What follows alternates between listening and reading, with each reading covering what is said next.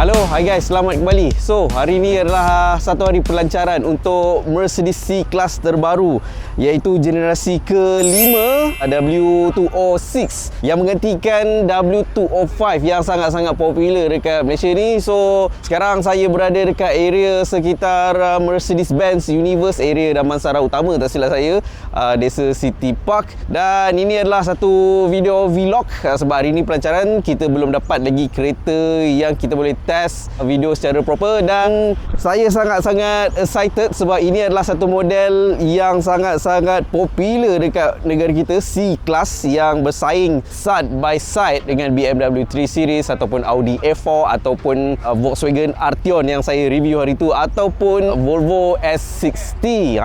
So boleh kata ini adalah terkategori dalam sebuah segmen C, premium brand. Premium brand segmen C. Tanpa buang masa, jom kita tengok kereta tu, the new Mercedes C-Class yang dikatakan baby S-Class. So, let's go.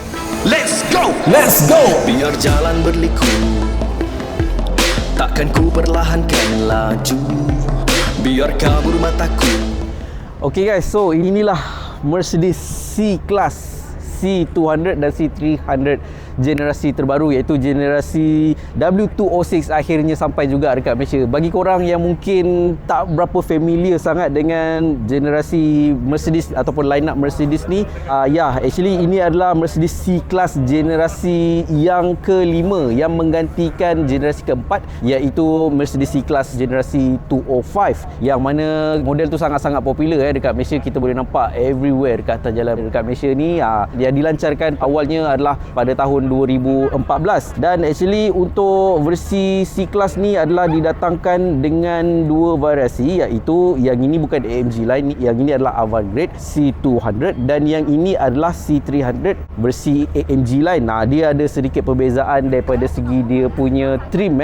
Actually tak banyak pun, tapi memang ada significant perbezaan juga. Dan actually yang ini didatangkan dengan enjin 1.5 liter turbo 4 cylinder, yang mana dia boleh produce untuk C200, dia boleh produce lebih kurang 204 horsepower dan 300 Nm of torque. Sementara Mercedes C300 ni pula dia menggunakan enjin 2.0 liter turbocharged inline 4 cylinder, yang mana dia boleh produce hingga 258 horsepower dan 400 Nm of torque.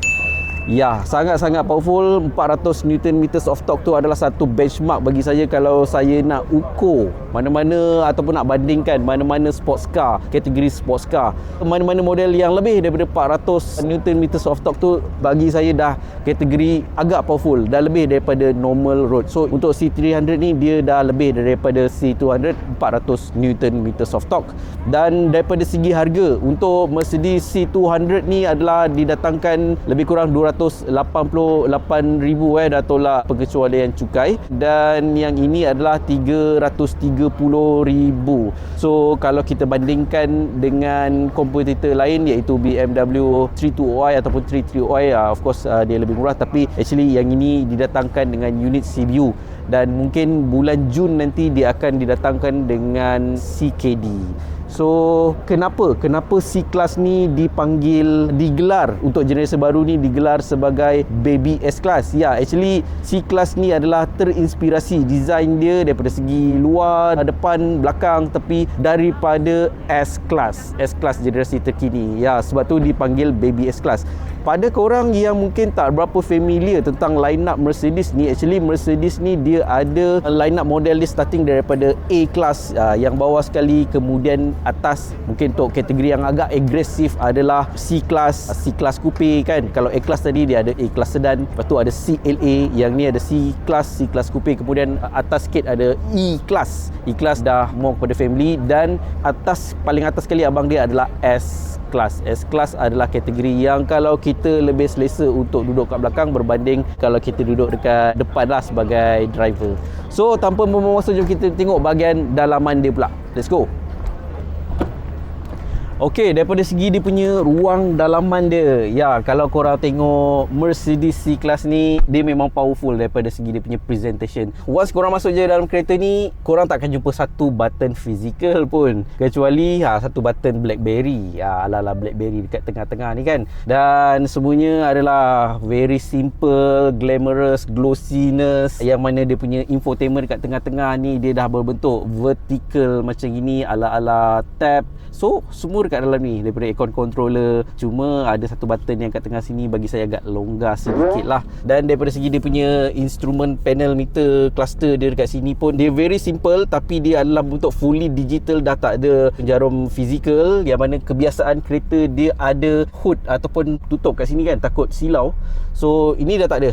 Perbezaan utama antara C200 dengan C300 adalah daripada dari segi dia punya steering. Yang mana C300 dia ada double layer steering button kat tengah-tengah sini, dan C200 ada cuma satu layer button saja. Tapi overall daripada segi dia punya looks pandang pertama memang korang akan rasa jatuh cinta. Cuma bagi saya dia tak cukup button fizikal yang membuatkan bagi saya sebagai driver, saya nak rasa engage melalui physical button, ataupun saya suka button-button yang tidak berkongsi. Bukan berbentuk skrin, satu individual button tu adalah untuk satu function tersebut saja. Tapi forget about it, sebab ya, zaman semua dah berubah. Saya pun kena mula belajar touchscreen.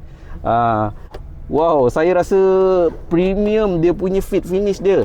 Korang boleh rasa. Korang boleh rasa ada dua USB port kat dalam ni, satu cup holder, dan dengan dia punya ambient light sangat-sangat detail dan sangat-sangat nampak premium. Persoalan utama untuk W205, ramai yang mengatakan kereta tersebut ruang belakang dia sangat-sangat sempit. So adakah W206 ni lebih luas? Let's go, jom. Ya, W206 seat belakang dia bagi saya okay, not bad, sangat-sangat luas. Saya ada banyak legroom kat sini, dan yang surprisingly bahagian seat bawah sini agak tinggi. So saya boleh sorokkan kaki masuk dalam dan duduk dengan agak sangat-sangat selesa. So last kali, ruang boot, adakah ia lebih besar daripada versi yang sebelum ni? Let's go. Ya, ramai yang tertipu dengan kereta Continental car ni. Kalau kita tengok daripada bahagian luaran dia, kereta tu nampak besar kan, tapi sebenarnya hakikatnya kalau kita masuk dalam kereta-kereta Jerman ni, kebiasaannya sempit, pack, kita akan rasa squeeze. Tapi untuk versi yang sekarang ni, diorang dah mula belajar daripada Japanese, saya rasa lah kan. Bagi saya ruang boot dia pun agak besar. This is definitely 400 liter plus. Yang sebelum ni pun 400 liter plus juga, tapi bagi saya agak kecil lah. So daripada segi ada power boot actually banyak lagi feature-features yang tertentu, yang spesifik, yang saya tak sebut dalam video ni, sebab ini adalah video review pandang pertama saja. Sebab saya akan test drive, saya akan dapatkan kereta ni sama ada C300 ataupun C200 untuk masa beberapa hari, supaya saya dapat feel kereta tersebut, saya dapat explain kepada korang apakah feature-features yang menarik, yang lebih tepat daripada segi sistem safety, daripada segi dia punya fuel consumption, ataupun daripada segi dia punya drivability. Itu yang paling penting. Okay guys, so itulah serba sedikit tentang Mercedes C-Class W206. Dan ni adalah saya punya fotografer selama ni, Rachel. Bagi korang yang mungkin tengah considerkan antara BMW 3 Series ataupun Audi A4 ataupun Arteon, ya, ni mungkin salah satu lagi brand ataupun model yang patut korang considerkan. Saya akan dapatkan media car. Lepas ni saya akan test drive dan saya akan ceritakan lebih detail lagi, lebih mendalam tentang Mercedes C-Class Baby S-Class ni kan. So bagi korang yang mungkin dapat belajar sesuatu ataupun ambil ilmu daripada video ni, saya Nas Abdullah, Rachel, dia first time appear dekat channel ni. So saya hargai sangat-sangat kalau korang dapat considerkan untuk smash button subscribe dekat bawah video ni dan dekat channel Rachel Chan. Thank you Nas. So akhir kata daripada saya, Nas Abdullah. Salam strategi, fight and conquer. Bye.